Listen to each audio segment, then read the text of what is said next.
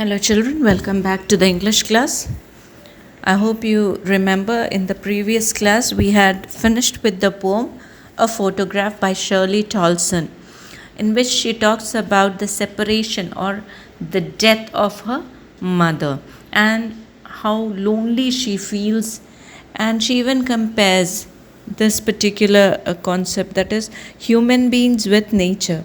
Human beings are not human beings are mortal, whereas the nature is timeless and ageless. So this comparison also she does in the poem. Okay, today we'll discuss few short answer questions which might be important for the lesson. So the first question is, what did the cardboard picture capture? Now, children, cardboard. What is cardboard actually in this poem? I think I talked about it. I told you. Cardboard here refers to the snapshot or the photograph. So, what did the cardboard picture capture? The cardboard picture captured the happy faces of three girls who were cousins. Who are the three girls? Remember? Yeah, Shirley Tolson's mother and her two cousins. Okay, so captures the faces of three girls who were cousins enjoying their sea holidays. So the cardboard picture captures the happy faces of the three girls who were cousins enjoying their sea holidays. And that is the photograph all about. Okay. Now the next question. What do you think made the poetess's mother laugh? Remember, when she looks at the photograph, the poetess's mother laughs. And that laughter means Shirley Tolson misses that laughter. Okay. So, what do you think made the poetess's mother laugh?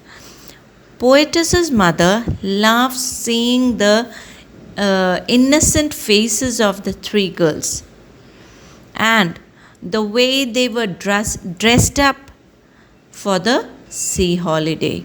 So she sees the innocent faces of these three children when they were young, and even herself when she was just 12 years old, and she feels like a laughter comes onto her face. Okay, and not only that, she also laughs at the way these three girls were dressed up by their elders for the sea holidays or to go to the beach.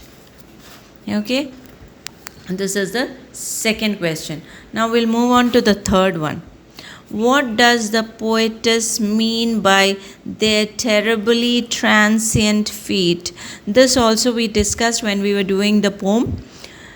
Okay, terribly transient feet. Transient feet means that keeps on changing. Okay, so the three girls were at a growing age and they underwent notable changes as time passed.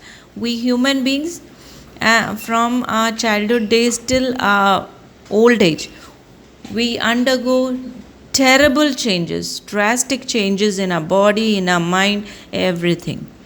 But the sea showed no changes at all over the years. But the sea, the nature, the sea showed no changes. So that is another concept, the comparison, okay.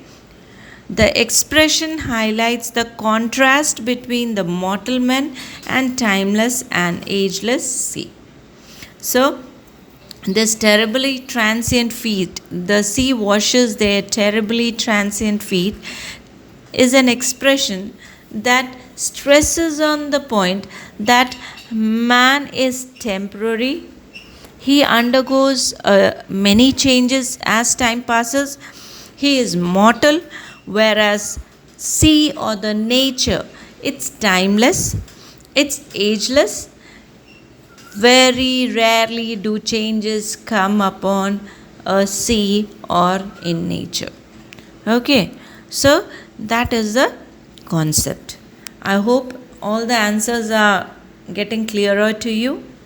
The next one. Explain its silences. Remember, we talked about this also. I've already explained all these things. Okay, silence. The first silence is the silence of a mother, and this silence is making her keep silent. Okay, that is, she is unable to express her feelings in words. She remains silent because she is unable to express her feelings in words. So let's see how you're going to write the answer. The period of nearly 12 years since the poetess's mother passed away has been painful for the poetess. Okay, the period of nearly 12 years.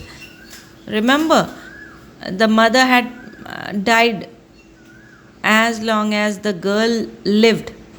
That is 12 years.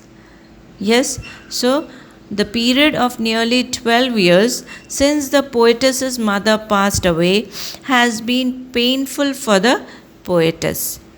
She can no more hear her laughter, and the poetess has to